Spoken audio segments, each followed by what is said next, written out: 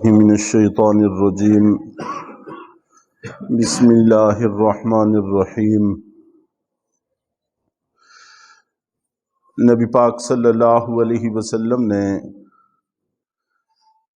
بدر کی فتح کے بعد یہود کو دین کی دعوت دینے کا پروگرام بنایا۔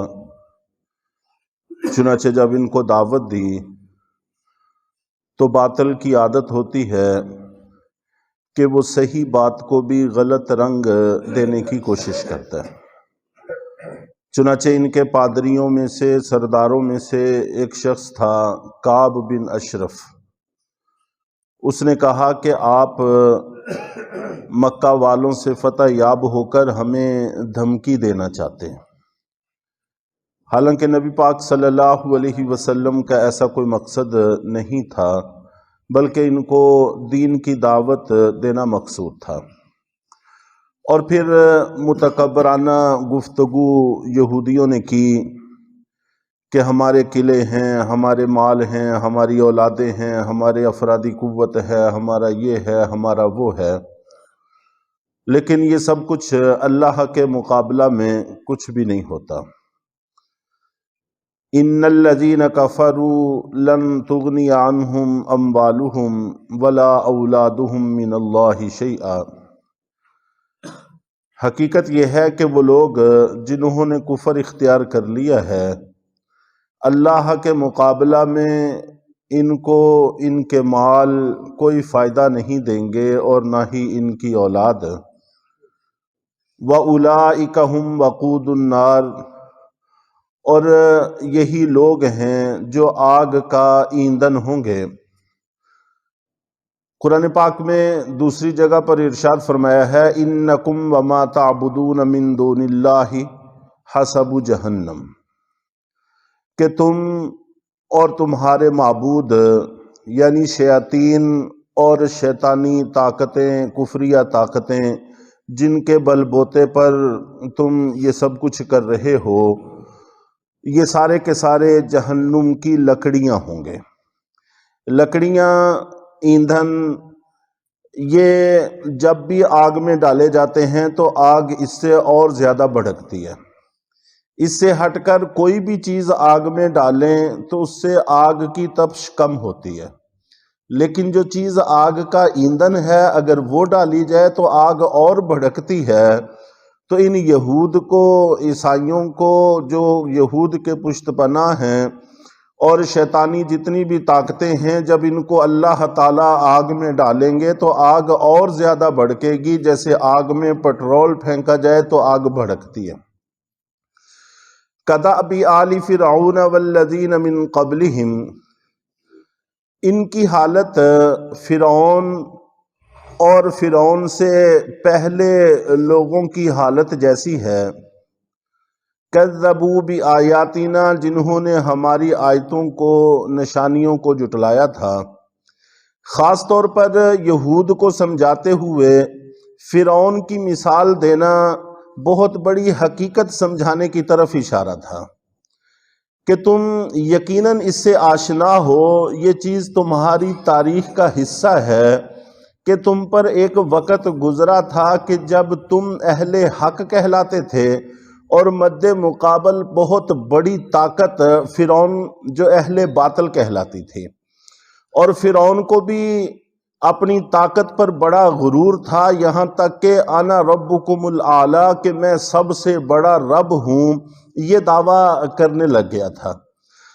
اور جس ذلت اور رسوائی کے ساتھ اس نے تمہیں رکھا ہوا تھا، تمہیں اس کی بھی کوئی بھول نہیں ہے، لیکن جیسے ہی تم نے حضرت موسیٰ علیہ السلام کی اطاعت کر لی تو پھر اللہ کے سامنے فرعون اور اس کی طاقت اور اس کی فوجیں کچھ بھی آڑے نہیں آئیں، یہاں تک کہ اللہ رب العزت نے دریائے کلزم میں اس کو ہلاک کر دیا، پوری طاقت کے ساتھ، پوری طاقت سمیت ہلاک کر دیا۔ اور قرآن پاک میں بڑی تفصیل کے ساتھ اس کا تذکرہ موجود ہے کہ جس وقت یہ پانی میں ڈوب رہا تھا تو اس وقت ایمان لانے کے دعوے کر رہا تھا۔ آمنت انہ لا الہ الا الذی آمنت بہ بنو اسرائیل وانا من المسلمین، کہ میں اس اللہ پر ایمان لاتا ہوں جس کا علاوہ کوئی معبود نہیں ہے اور جس پر بنی اسرائیل ایمان لائے ہیں، اور میں اطاعت گزار بنتا ہوں۔ تو جبریل کہتے ہیں کہ مجھے ڈر ہوا کہ کہیں اس کی اس آہ و پکا کی وجہ سے اللہ کو رحم نہ آ جائے، تو میں نے پانی کے نچلے حصے سے جو کالا گارا ہوتا ہے وہ نکال کے اس کے منہ میں ٹھونس دیا تاکہ یہ بول نہ سکے۔ اور پھر اللہ تعالیٰ کی طرف سے بھی کہا گیا کہ آن وقد عصیتا، کہ اب تم ایمان لاتے ہو حالانکہ اس سے پہلے تم نافرمانی کرتے رہے ہو اور اس وقت انا ربکم الاعلیٰ کے دعوے کرتے رہے ہو۔ پھر اللہ رب العزت نے یہ بھی فرمایا کہ ہم تمہارے جسم کو بطور عبرت کے سامان کے بعد والوں کے لیے باقی رکھیں گے۔ چنانچہ آج تک اس کو دفن نصیب نہیں ہوا، اور لوگ دیکھ کر حیران ہوتے ہیں کہ یہ وہ ڈھانچہ ہے جو کہا کرتا تھا کہ انا ربکم الاعلیٰ۔